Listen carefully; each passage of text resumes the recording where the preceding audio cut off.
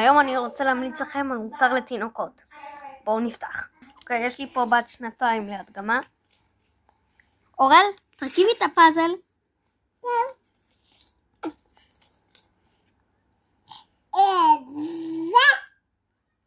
כן? עם זה? תראי איך מרכיבים? הנה, תראו ככה, תראו להם. אוקיי, תראו.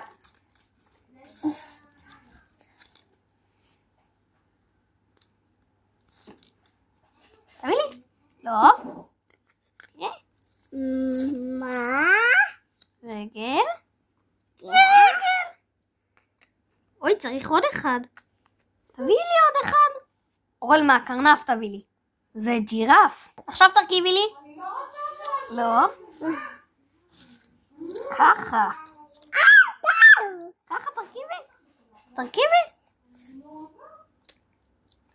וזו תינוקת בת 2. שאתם רואים זה לגיל 2. משילב, כל סניף.